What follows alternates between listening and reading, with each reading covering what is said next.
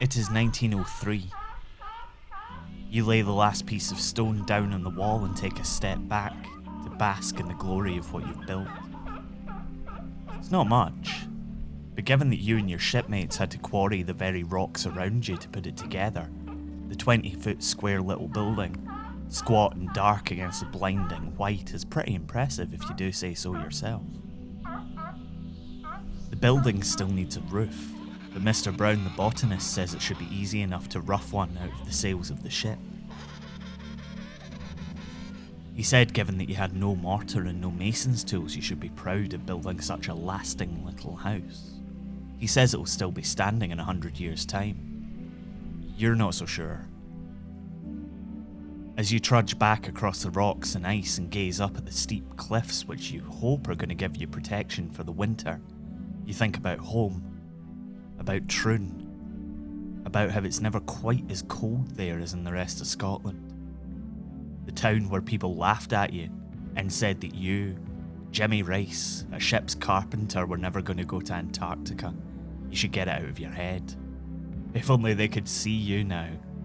Joke would be on them. Well, maybe. I mean, it is pretty cold.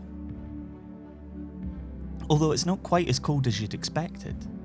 You joined the crew of the Scotia, the ship which is currently frozen solid in ice about a quarter of a mile from shore, expecting things to be a fair bit less comfortable than they actually are.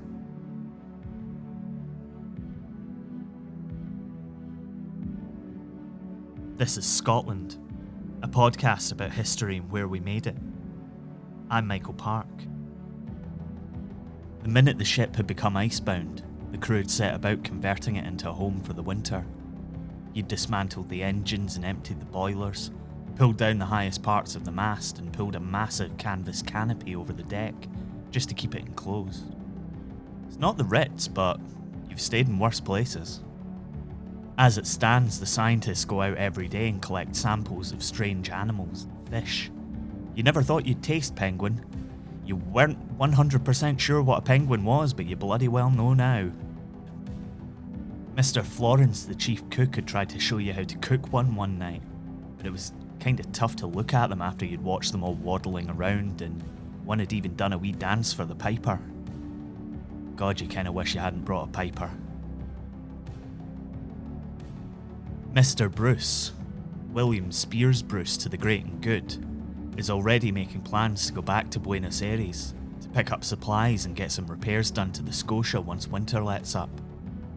The rudder was damaged in the ice, and if the ship's going to make it further into the Weddell Sea during summer, she's going to need some work done to her.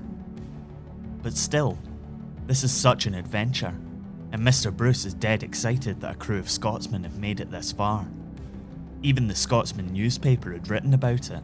The leader and all the scientific and nautical members of the expedition are Scots. The funds have been collected for the most part on this side of the border.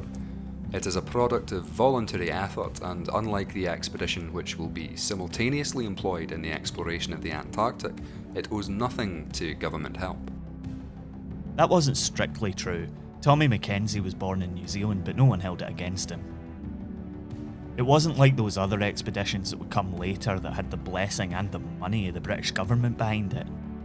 In fact, you're pretty sure that none of the scientists will be going home to the prestigious Polar Medal from the Royal Geographical Society, not like those moneybag boys from the Discovery Expedition, bought and paid for by the British government. You sail for Argentina in November, leaving 7 men behind on the ice. 6 who would man the little stone building which Mr. Bruce christened Ormond House in honour of the director of the Edinburgh Observatory, and the ship's engineer, Alan Ramsay, who had sadly succumbed to a heart condition and passed away in August 1903. The sailing to Argentina is the last for you on the Scotia. Along with quite a few of the crew, you're taken ill during the voyage and leave the ship when it arrives in the capital. You and your shipmates recover, and some of you look forward to the next adventure. The Scotia returns to the Antarctic with Argentinian scientists aboard who remain on Laurie Island, and then the ship sails on into the Weddell Sea, eventually reaching the Antarctic mainland in March 1904. The Argentinians remain there to this day, Not the same ones, obviously, but Ormond House, now known as Orcadis Base, is the oldest Antarctic research station still in operation. The crew of the expedition returned to Scotland to a hero's welcome, before being promptly ignored by the larger British expeditions and the Royal Geographical Society, who did in the end snub the crew for the medals they coveted, since their chairman had clashed with William Spears Bruce over a place on the Discovery. Bruce himself went on to found the Scottish Oceanographical Laboratory, and was acclaimed for his role in the expedition, which discovered 212 species of animal that were previously unknown to science. The Scotia was sold off, and was eventually used as an iceberg patrol boat following the sinking of the Titanic in 1912. And on Laurie Island, in the South Orkneys, among the seals and the penguins, and the research scientists, nestled between the cliffs, and although it's seen much better days, Ormond House still stands, just like Mr. Brown the botanist said it would.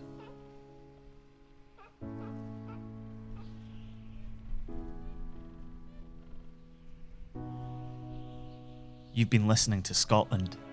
It was written and produced by me, Michael Park, and is a production of Be Quiet Media. Additional voices in this episode were by Chris Moriarty. The music for every episode of Scotland is by Naval Cipher number 3, Mitch Bain. You can check out more of his work at mitchbain.bequiet.media. Jamie Mowat does stunning illustrations for us, which you can see in our episode art. See more and buy prints at Tidlin, tidlin.com. Scotland is supported by Chris Lingwood and listeners like you on Patreon. You can get loads more from us for as little as $2 a month at patreon.com/Scotland History Podcast. You can find out more about the show on our website, thisisscotland.co, and on Twitter, Facebook, and Instagram by searching Scotland, a Scottish History Podcast. Thanks for listening. Look after one another. Wear a mask. We'll see you next time.